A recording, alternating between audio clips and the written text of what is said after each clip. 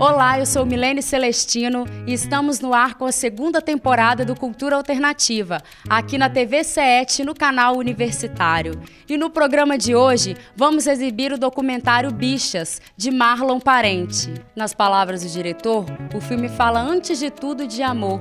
Para ser mais exato, de amor próprio. A palavra bicha vem sendo usada da maneira errada, como um xingamento, quando, na verdade, deveríamos tomar como elogio. Ser bicha é correr o risco de ser agredido pela ignorância. Resistimos para nos proteger.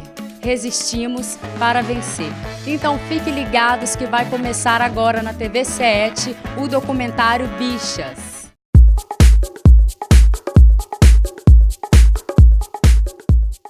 Oi, meu nome é João Pedro, mais conhecida como Peltney, ou Britney, ou Lara Beckney. Meu nome é Bruno, eu sou bicha, tenho 24 anos e a minha idade eu não revelo. Eu sou João Pedro, tenho 21 anos, eu sou bicha e eu sou preta. Meu nome é Igor, eu tenho 19 anos, eu sou drag queen e eu sou bicha! Meu nome é Ítalo, eu tenho 26 anos e eu não tenho a menor vergonha de ser bicha. Meu nome é Orlando Dantas, eu tenho 22 anos e eu sou bicha!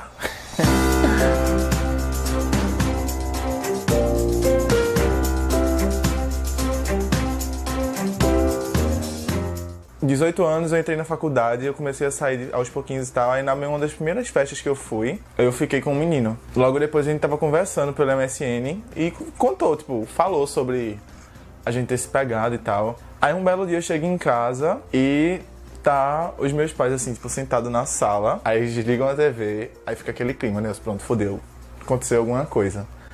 Aí meu pai pega, liga, a tela do computador e pergunta o que é isso. Aí quando eu vi era o histórico do meu MSN. Meu pai foi, super bruto, falando assim, olha, a gente só tá tendo essa conversa desse jeito porque sua mãe tá aqui, porque se fosse só comigo a conversa seria completamente diferente. Acho que nesse momento, assim, eu acho que eu fui muito maduro porque eu não dei meu braço a torcer. Eu fui bem, e sim, se fosse conversar com você, seria o quê? Você estaria batendo em mim? E ele, todo assim, meio desconfortável porque eu tava rebatendo aí o que ele tava falando, né? Aí ele perguntou assim, e aí? Agora tu é o quê? Tu é viado? Tu é bicha? Aí eu não posso nem dizer que eu sou porque eu tive minha primeira experiência. Mas independente do que eu vá me tornar, vocês não têm nenhum direito sobre me impor ou não a ser isso, né? Aí foi uma briga gigantesca, minha mãe não falou absolutamente nada, só fazia chorar assim do meu lado. Não chorei, porque eu acho que se eu chorasse naquele momento ia ser meio que fraco e meio que me botar como culpado de uma coisa que eu não sou culpado. Uma coisa natural, que não é aceita, e essa coisa da não aceitação que não é natural. Quando eu me assumi com meus pais, eu tinha 15 anos e eu não fazia nada que uma pessoa gay normalmente faria em relação a relações nada, porque eu tinha medo, muito medo que eles descobrissem. E aí eu tava procurando um momento que não fosse um momento ruim pra piorar e não fosse um momento bom pra deixar de ser bom, entendeu? Sendo que aí isso só fazia adiar e chegou um momento que tava faltando energia na minha casa e eu falei, pã, vai ser agora. Aí eu chamei meu pai, aí que era a maior barreira pra falar isso, e aí eu disse que eu tinha algo pra falar e tava adiando por muito tempo e tal, ele perguntou o que era, e aí eu falei, eu sou bicha. E na mesma hora ele manteve a afeição dele, que tava média, e pronto. Mas ele já estava meio preparado para isso. Ele sempre encontravam conversas minhas com outros meninos no MSN. Várias vezes ele falava, assim, por que você tá fazendo isso? Por que você tá conversando com pessoas que você não conhece? Ainda mais homem, não sei o quê. Você vai ter que parar de assistir o BBB. É aquele Serginho do BBB que tá fazendo isso com você. Aí eu escolhi começar pelo meu pai e depois eu contei pra minha mãe, até porque minha mãe não era uma preocupação minha. Eu só precisava que meu pai soubesse para quando eu falar pra ela, ela não carregar um fardo de que tava escondendo algo também junto comigo, entendeu? Mas a reação dela foi exatamente o que eu esperava, foi ótimo. Eu pinto minhas unhas e a unha tá borrada e ela fala, menino, ajeita essas unhas, pinta essas unhas direito, só as unhas assim. Ou então quando eu saio com uma saia assim, ou com algum short curto que não tá engomado, que tá amassado, ela fala, menina, esse negócio todo amassado, não sei o que. Eu falei, mãe, é o meu estilo, eu sou assim, underground.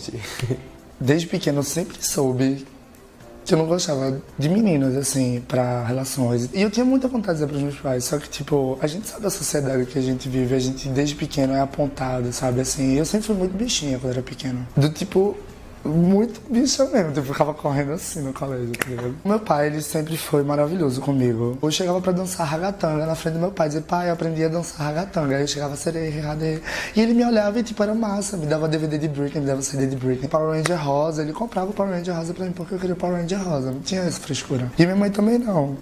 Quando eu era 7ª série, eu fiz, mãe, eu tenho um negócio pra te dizer. E ela já me olhou com aquela cara de, tipo, diga, senta aqui pra gente conversar. Aí falei que era bi pra ela. Depois foi que eu disse... Depois que ela foi vendo que eu realmente, né?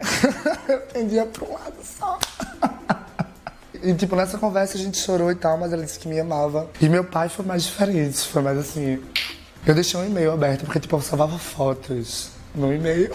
Era fotos mesmo, fotos boas. Que meu irmão viu e falou pro meu pai. E no outro dia de manhã, meu pai veio, eu tava no computador, e ele sentou do meu lado e fez, seu irmão mostrou um e-mail cheio de foto. E ele chegou pra mim e perguntou, né, o que era aquilo, o que significava aquilo e tal. E eu disse pra ele que desde pequenininho ele sempre soube que eu era gay. Aí ele fez, você é mesmo isso? Eu fiz, sim, eu sou.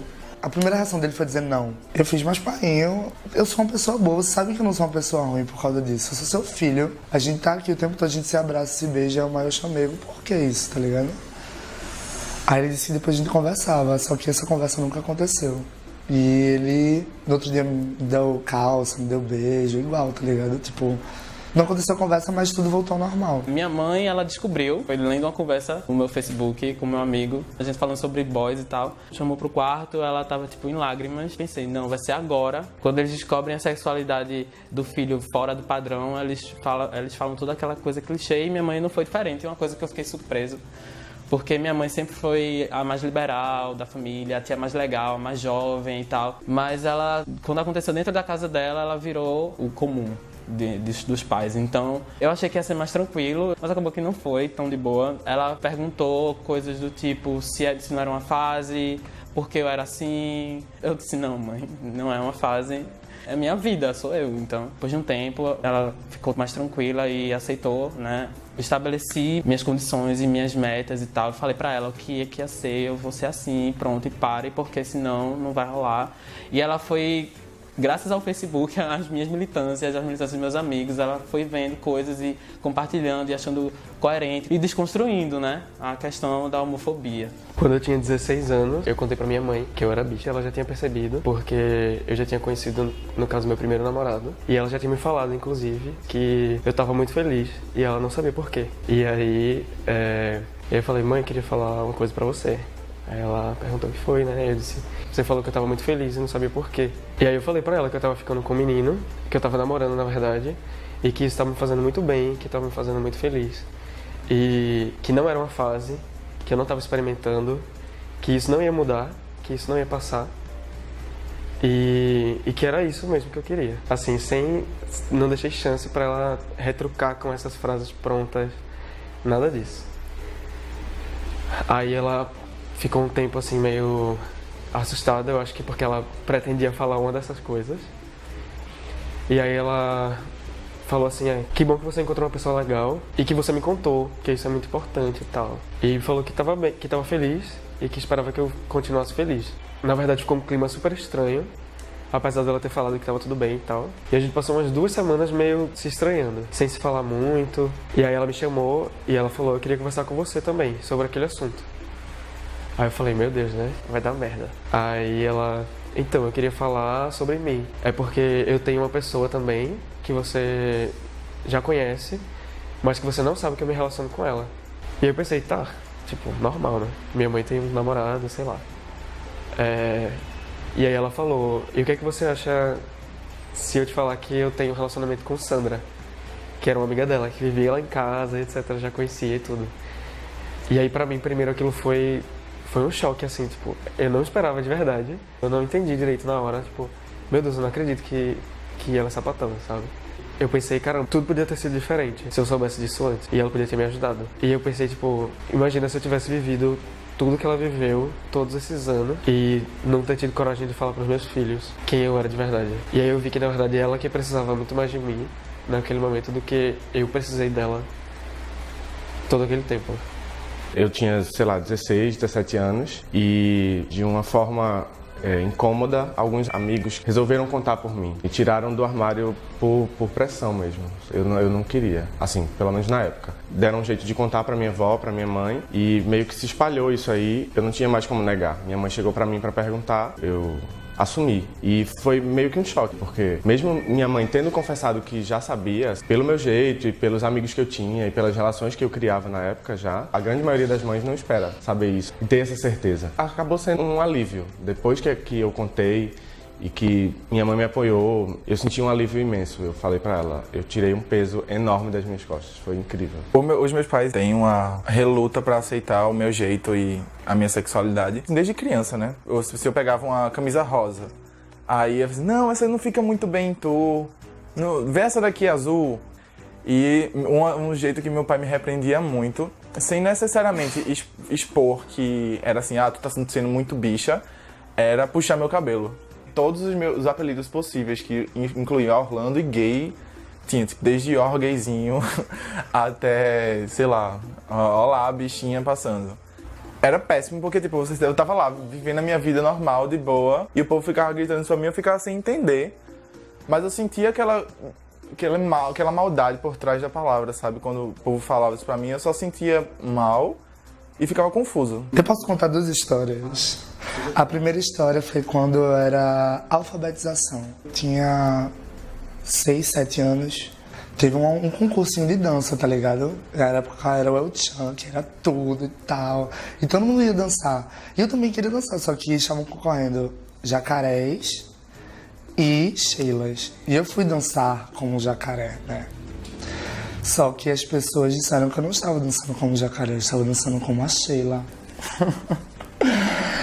E aí foi horrível. Começava a dizer, ele quer ser Sheila, ele é um menino e tal, é bicha, lá, viado.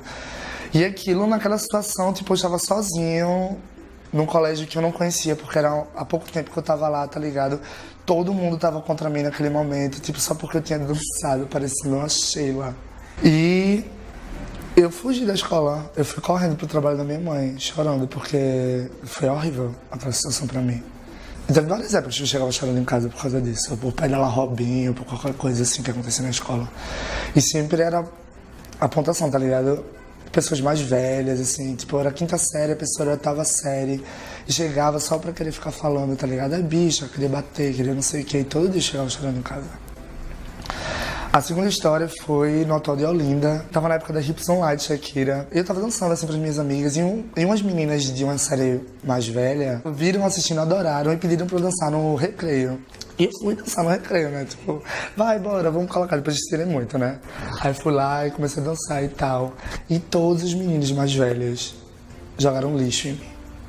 Tipo, pegavam lixo assim e jogavam, podia ser qualquer coisa.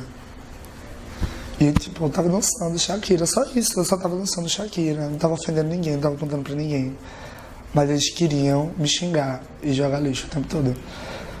Eu entendia porque era, né, porque eu não sou otária, porque eu era uma bicha, em cima de um batentezinho, rebolando minha bunda e fazendo, né, o negócio da Shakira lá. Tan, tan, tan.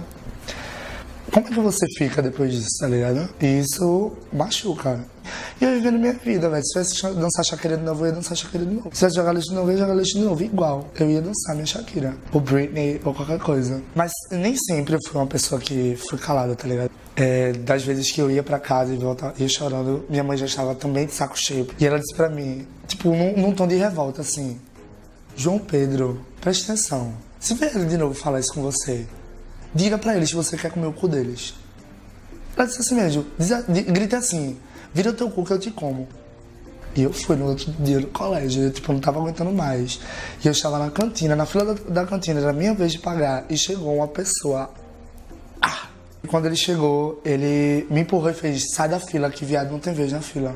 E, tipo, todo mundo já tava, tipo, olhando, kkk, o viado se fudeu, tá ligado? Alguma coisa assim. E quando eu fui responder, eu olhei pra cara dele e fiz...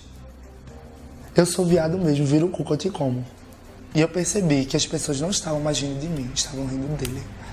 E aí eu descobri como é que eu fazia pra poder me defender. Com a mesma coisa que ele fazia. Por naquele momento, eu disse pra mim que eu era bicha. Aquela palavra pra mim, eu aceitei a condição. Tipo, eu sou. Você não tá dizendo que eu sou? Eu sou.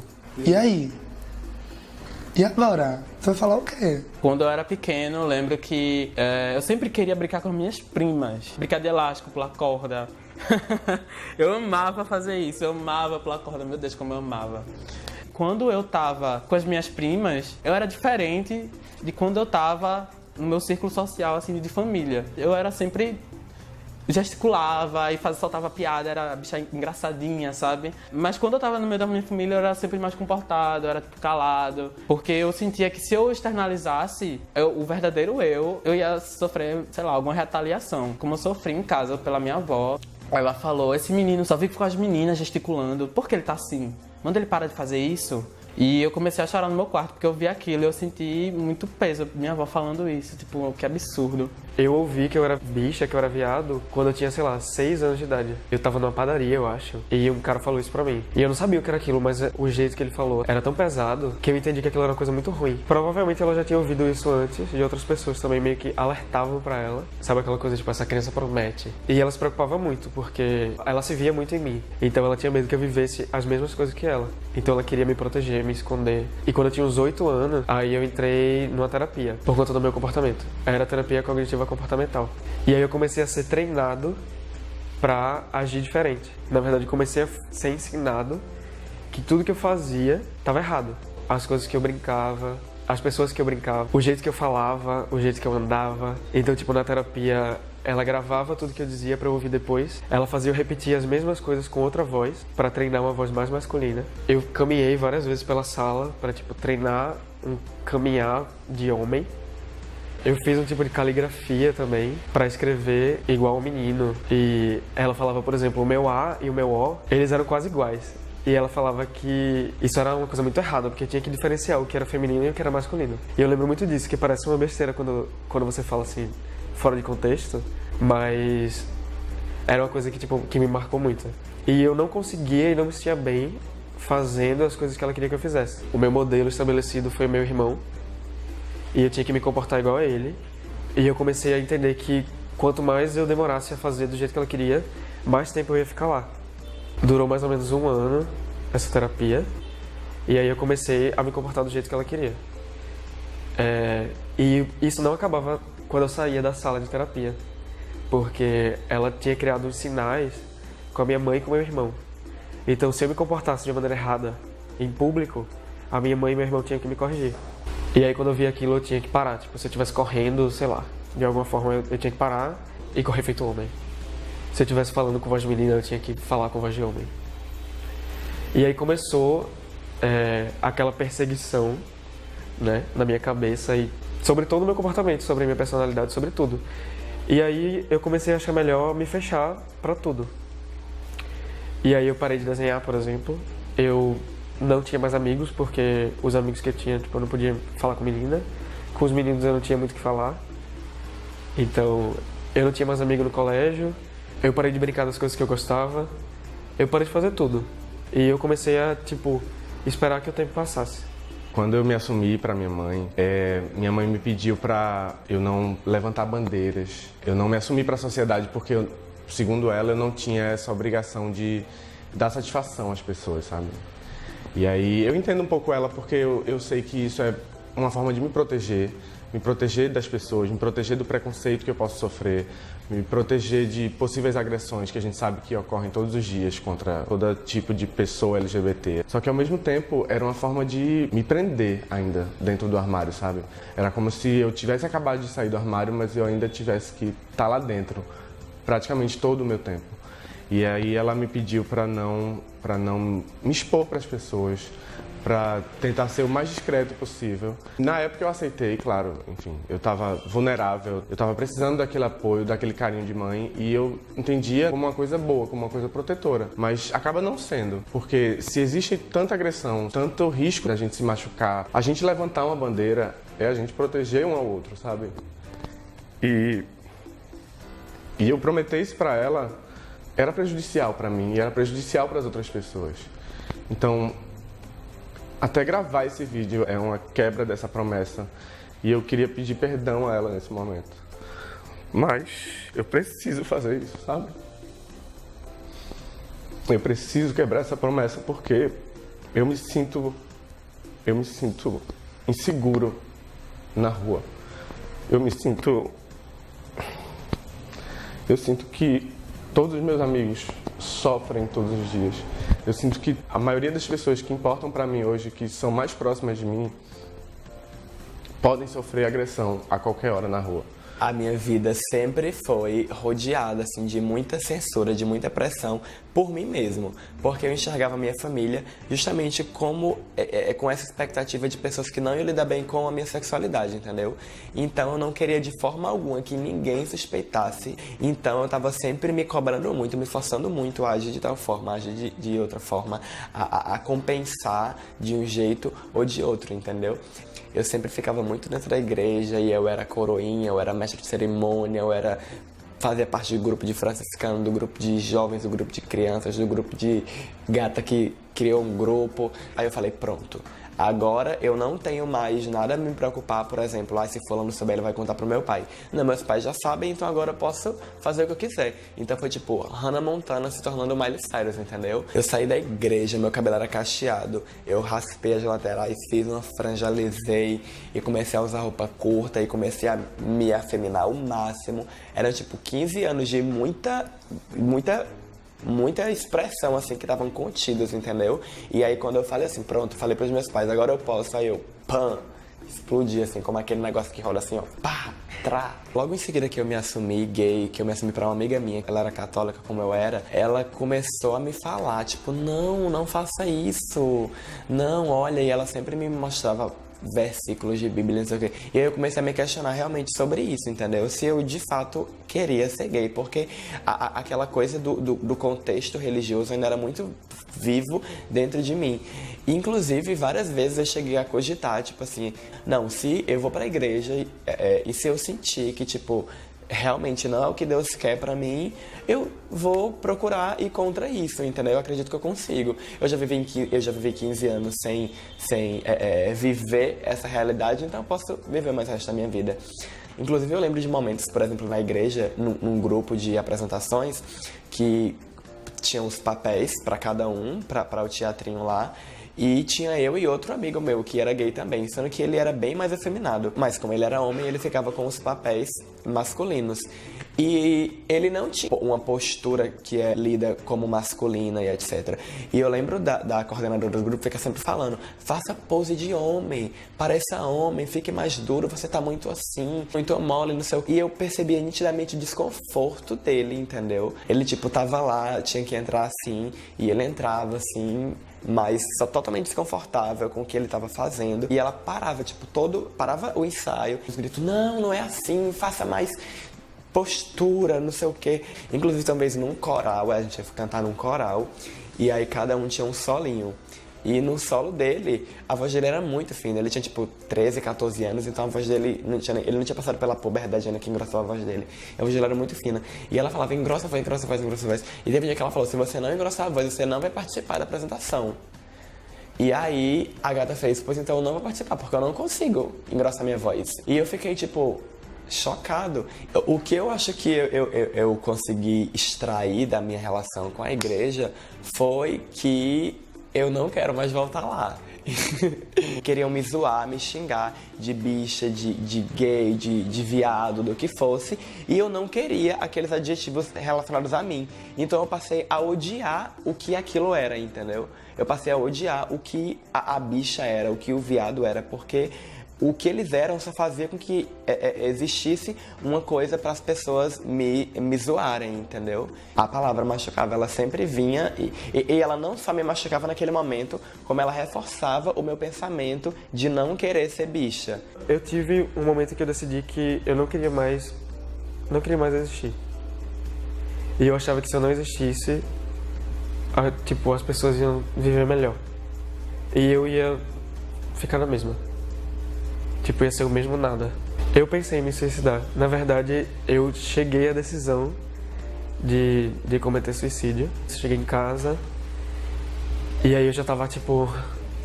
Não é nem uma adrenalina que você sente, é, tipo... Pronto, vai acabar tudo agora.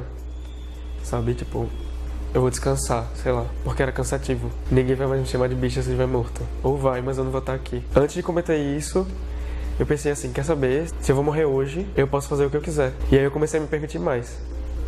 E comecei a testar mais os meus limites. Aí nessa época eu tava inclusive saindo com a menina, que ela era bi. E aí ela me perguntou se eu não tinha vontade de ficar com nenhum menino. E aí eu falei, se eu fosse ficar com algum menino, eu ia ficar com teu amigo Vitor. Mas aí ela armou assim uma saída, meu amigo quer te conhecer, sabe?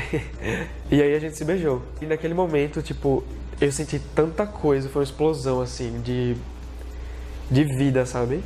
Foi tipo, meu Deus, eu acabei de passar um limite que eu nunca tinha cruzado. E se eu assumir isso, eu vou poder realmente fazer o que eu quiser. E ao mesmo tempo eu tava com muito medo também. Eu tinha medo de perder meus amigos que eu tinha medo da minha família, tinha medo de tudo. Mas eu queria aquilo. Eu precisava enfrentar aquele medo e tudo que vinha a partir daquele gatilho do que continuar. E eu tinha sempre aquela coisa, né? Se der errado... Para as pessoas, a bicha é aquela coisa caricata que a gente tem que rir delas e esculhambar mesmo e achar que ela não é uma pessoa. Você não ri com ela, você ri dela. Ela não deve ser respeitada, ela não deve ser amada, enfim. Mas no âmbito do mundo LGBT, a bicha é uma pessoa maravilhosa, né? A bicha ela deve não só resistir, mas resistir, não só estar recebendo esses ataques, mas também se reinventando e se reimpondo, né, na sociedade. A gente tem que levar a pancada, tem que revidar de uma forma inteligente, né, de uma forma coerente, que a gente se imponha mesmo, tendo que tem bichas que tem todo um contexto familiar e social que fica complicado, né? Tem as gatas da igreja, as gatas da favela, então é bem complicado para certos tipos de bichas que sabem que são e se orgulham, mas estarem se impondo o tempo todo. Então, cabe a nós que temos esse privilégio de estarmos na rua, indo em festas e gravando documentários sobre isso, cabe a nós falarmos e, tipo, tá empoderando essas bichas e falando com a sociedade em geral, sabe? Para que ela pare com essa noção de que ser bicha é errado, porque ser bicha é maravilhoso. Bichas são pessoas transgressoras. É aquela que tá indo contra o padrão, tá indo contra a maré, tipo. Existe o padrão hétero, que é o certo, o que a sociedade vai aceitar e você tem que ser isso daí. Tá lá na Bíblia e, tipo, quem não segue isso daí tem que morrer pro inferno. Inclusive, me encontrem lá no inferno, vou estar lá balando no Vale dos Homossexuais. Aí, depois, abaixo disso, tem o padrão gay, que é o padrão heteronormativo e o padrão bicha, certo? O heteronormativo é o gay hétero. Tipo, ele tá vestido como hétero, se porta como hétero, se esconde como hétero, se diz discreto como um e as bichas são tudo contra isso. As bichas são livres, as bichas, se der na cabeça delas, hoje eu vou usar um polo e uma calça e um sapatênis, elas usam. Mas também, se elas quiserem usar um shortinho, uma regata e botar maquiagem na cara, ou usar uma saia, usar uma bata, usar um cropped, tipo, elas são apontadas na rua, elas são motivo de chacota. E não, simplesmente é o corpo dela. Aí o povo fala, mas você pode ser gay sem ser bicha, pra que isso? Só pra chamar atenção? Não! Porque se a gente for viver se enquadrando nesse padrão que a sociedade acha que é o certo, a gente não vai ser livre nunca. Tudo que é feminilizado no homem é ruim pra cabeça dessas pessoas. Por que isso? Porque a bicha que faz uau, dança Britney na balada, se monta e tal, é o homem que tem os trejeitos de mulher. Tipo, isso ofende a masculinidade do homem. Isso vem de muito tempo, sabe? Tipo, o homem não pode ser igual à mulher. A mulher é um ser inferior. A bicha que deve ser mais valorizada é a bicha feminada. É aquela bicha que dá a cara a tapa a todo momento. E desde que criancinha sofre preconceito, cresce com isso e amadurece muito mais rápido. A cara do movimento gay é a bicha afeminada. E aí a gente deveria ter essa ideia de que a gente pode ser o que a gente quiser. Hoje eu me sinto muito bem com tudo que eu faço. Eu boto um short curto, eu boto uma saia, eu vou pra rua. Eu saio tão feliz, não tem olhar feio assim que me faça querer voltar pra casa e botar outra roupa, entendeu? Não, quanto mais olham feio, quanto mais riem, mais eu saio mais feliz ainda, eu rio junto, porque eu falo, meu Deus, olha que pessoa boba, olha que pessoa pequena, tá achando tão engraçado uma coisa tão simples como essa. Hoje eu coloco essa minha bichice, assim, em formato de troféu, entendeu? E ando com ela, assim, de lado, ou então quando eu tô com minhas amigas, assim, a gente anda de mão dada na rua, porque isso causa um desconforto tão grande nos olhos das pessoas, e esse desconforto faz uma diferença do caramba, entendeu? O bicho já foi difícil pra mim. Teve momentos que o bicho já foi pesadíssimo, porque era isso que eu escutava com apontamento de coisa ruim. Depois que eu me assumi e depois que eu comecei a dizer assim, porra, sou bicha. Tipo, todo mundo tava me chamando de bicha mesmo. Porra, eu sou bicha. Tá ligado? E vai ser isso mesmo. Vai ser isso que eu sou. Eu sempre vou ser bicha. Eu vou morrer bicha, querida. Todo dia mais bicha. Todo dia um level a mais, igual Pokémon. A palavra bicha sempre foi muito pesada, né? E aí eu precisava ressignificar aquilo. E que eu acho que muitos gays fazem isso hoje em dia, muitas bichas fazem isso. Se chamam de bicha uma com a outra e falam isso alto pra todo mundo ouvir. Porque é uma forma da gente se fortalecer. E da gente dizer assim, a gente é bicha mesmo, sabe? E aí? E aí, de repente, quando você fala isso pras pessoas, elas se chocam. E tipo, meu Deus, ele é bicha. Você me chamou disso a vida inteira. Eu fiz uma terapia porque eu era bicha. Por que o choque agora? Porque eu assumi isso, porque eu sou de verdade. E aí a gente tem que abraçar mesmo. Eu abracei. E eu comecei a falar para as pessoas que eu era bicha. Quando me perguntavam se eu era bicha, eu falava, sou. E aí? Vai cair pra dentro. A partir do momento que uma pessoa lhe chama de bicha e você não se ofende com aquilo, você aceita aquilo como um elogio mesmo. Acabou a agressão. Ok, querida, eu sou bicha sim. E aí? Obrigada, descobri o Brasil. E agora? Diz outra coisa aí, porque isso aí não ofendeu, não. Eu adorei, eu sou bicha assim.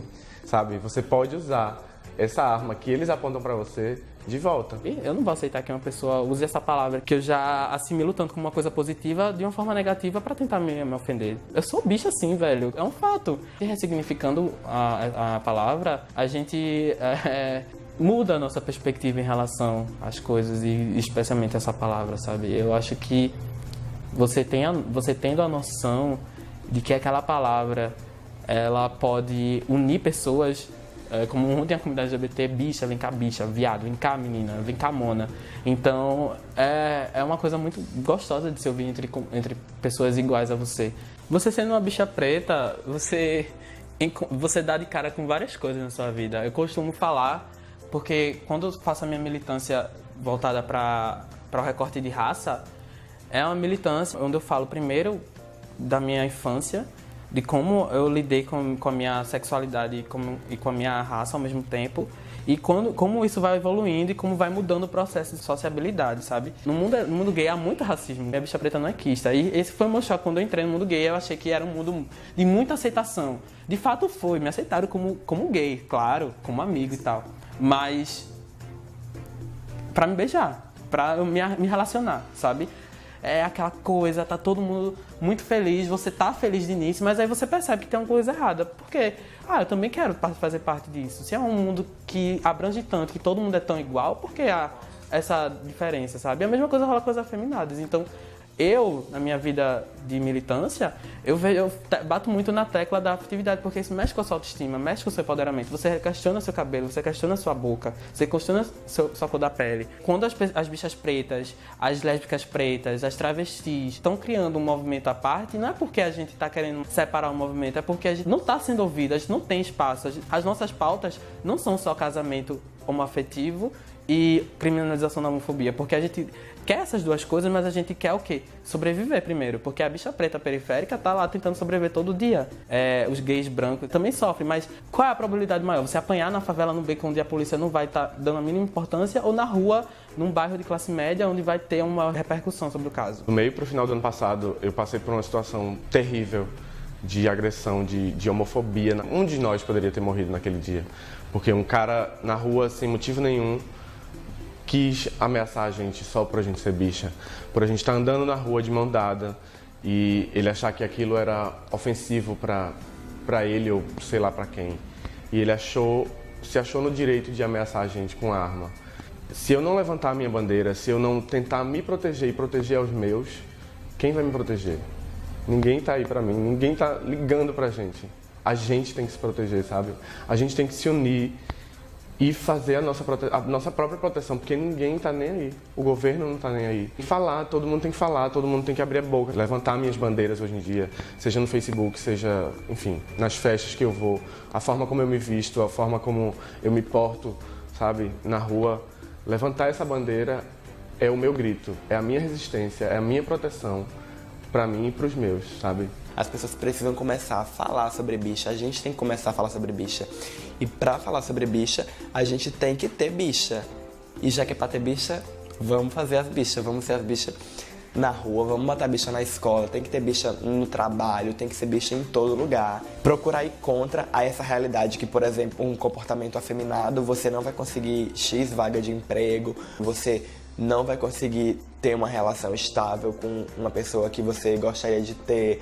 Tipo, ir contra essa realidade, fazer do ser bicha algo tão grandioso e importante quanto ele realmente é, entendeu? Entender essa realidade toda como algo mágico, incrível e importantíssimo. Levar isso como uma bandeira, sendo orgulho, abraçar e falar, eu sou bicha e você vai ter que me aceitar e você vai ter que gostar. E uma hora, se você estiver muito incomodada com isso, eu não posso fazer nada, porque eu tô ótima, querida. Eu tô perfeita, sendo bicha, eu amo ser bicha. Ser bicha hoje é liberdade. É você poder ser quem você é você não ter medo de falar, de andar, de vestir o que você quer e de desenhar minhas sereias. E sou eu. E são meus amigos, minhas amigas. E a minha família também. E eu tenho 2 mães, e é incrível. Você recebe uma ligação de uma perguntando onde você tá e depois a outra liga igual. Sabe? Eu sei que tá uma do lado da outra, mas é pra ver se eu tô mentindo, sei lá. Modéstia à parte, eu tenho a família que eu tenho porque eu sou bicha e porque eu falei pra minha mãe isso. Porque se eu não tivesse falado, ela também não teria me falado. É importante mostrar que é bicha, é importante falar que é bicha, é importante escrever isso no seu Facebook, é importante pichar um muro dizendo que é viado mesmo, que é bicha. Porque é isso que você é. E quanto mais natural, quanto mais pessoas forem bichas e disserem, menos estigma vai ter. Eu falo pra tocar na ferida mesmo, pra dizer, ó, reveja seu privilégio, porque no alto da sua branquitude tem bicha preta se fudendo, sabe? Se fudendo legal, em vários aspectos, físicos e emocionais. Então eu não vou estar passando a mão na cabeça de ninguém. Assim, a minha abordagem, ela é sempre... Eu tento levar a parte pedagógica, mas... se você está se mostrando irredutível, eu não tenho como me segurar. As emoções falam, né? Então, não reclame quando a bicha preta está reagindo, porque aquilo que ela passa durante a vida inteira, você não sabe o que é. Não reclame quando a gente está na universidade, produzindo textos acadêmicos e sendo reconhecidos. Então, ganhando pós-graduações e reconhecimento. Não se ofenda, porque vai ter preta e vai ter bicha nesse caralho. Tu é bicha, eu sei, eu sou. Eu amo ser bicha, menino.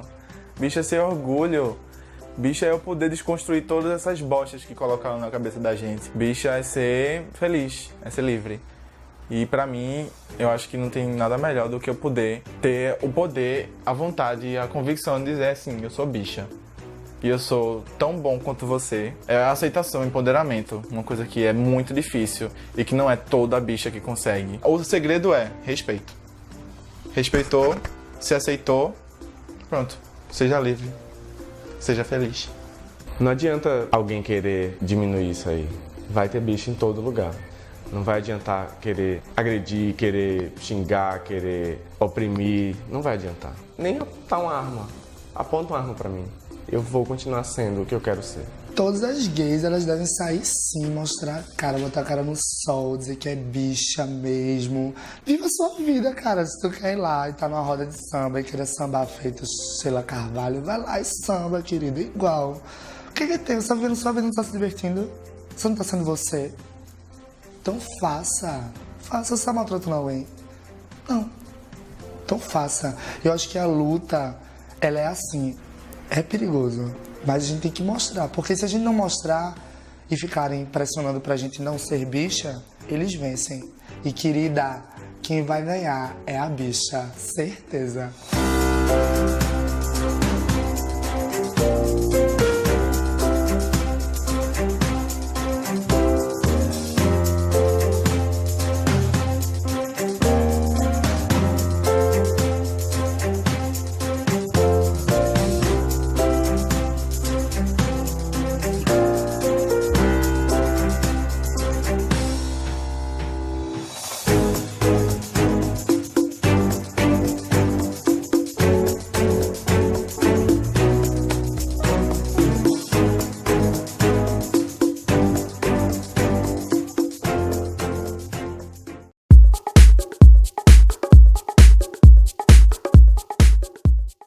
Acabamos de assistir o documentário Bichas, de Marlon Parente.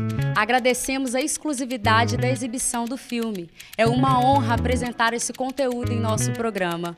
Mais informações sobre o filme, acesse o site bichas.com.br. E o nosso programa está chegando ao fim. Para sugestão de pauta, segue os nossos contatos no e-mail culturaalternativa.tv@gmail.com. Você pode se inscrever em nosso canal no YouTube, Cultura Alternativa, e curtir a nossa página no Facebook, Programa Cultura Alternativa. Obrigada pela sua audiência, eu sou Milene Celestino e esse foi mais um Cultura Alternativa aqui na TV7 no canal Universitário. Até a próxima!